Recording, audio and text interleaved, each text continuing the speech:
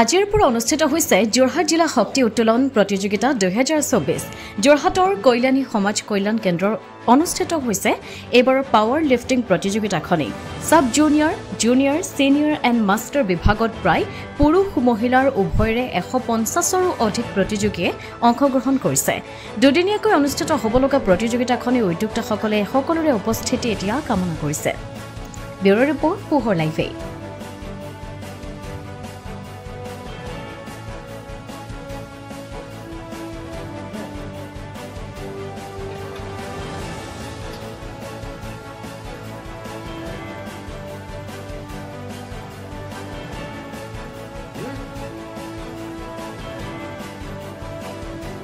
আজি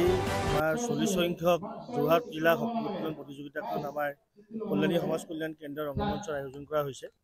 ইয়াত আমাৰ ৰেজিঅ' হেল্পিং হেণ্ড ফাউণ্ডেশ্যনে আমাৰ খেলখন আয়োজন কৰাত খুবেই এটা গুৰুত্বপূৰ্ণ ভূমিকা আগবঢ়াইছে আৰু আমাৰ ইয়াত যথেষ্টখিনি প্লেয়াৰ হৈছে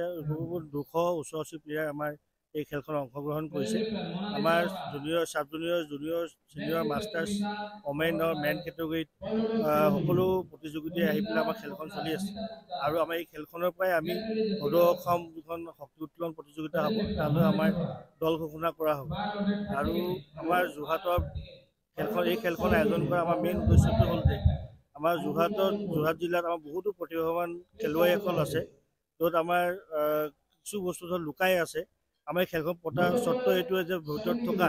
যিখিনি প্ৰতিভা থকা প্লেয়াৰ আছে তেওঁলোক ওলাই আহিব আৰু লগতে সমাজলৈ এটা ভাল এটা মেছেজ যাবৰ কাৰণে আমি খেলখন আয়োজন কৰিছোঁ যাতে সমাজখনত বহুতো ড্ৰাগ সেৱন বা মাদক দ্ৰব্য সেৱনত মানুহ লিপ্ত হৈ আছে তাৰ পৰা ওলাই আহি যুৱকসকলে আহি পেলাই এনেকুৱা এটা সুন্দৰ এটা পৰিৱেশ য'ত নিজৰ শৰীৰ চৰ্চা কৰিও নিজৰ জীৱন যাপনো কৰিব পাৰে আৰু নিজকে প্ৰতিষ্ঠা কৰিব পাৰিব এই খেলখন আয়োজন কৰা মেইন লক্ষ্যটো আমাৰ আজি ভাল লাগিছে যোৰহাটৰ পাৱাৰ লিফটিঙৰ খেলখনত মাতা হৈছে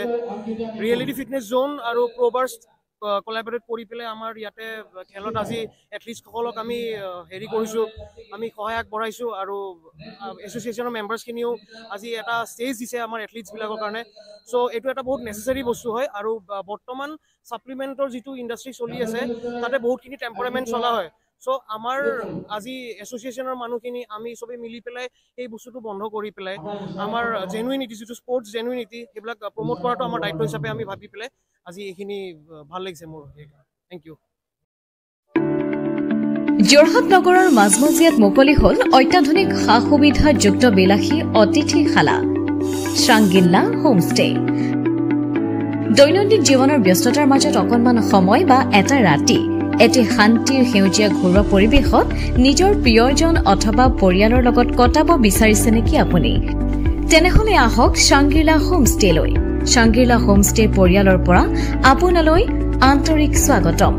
হয় এটা অসমীয়া ঘৰুৱা পৰিৱেশৰ লগতে আপোনালোকে ইয়াত লাভ কৰিব শ্ৰাংগিল্লা পৰিয়ালৰ উষ্ম আতিথ্য আৰু অসমীয়া থলুৱা খাদ্য সম্ভাৰ তদুপৰি আমাৰ ইয়াতে আছে আহল বহল আৰামদায়ক অধিক সুবিধাযুক্ত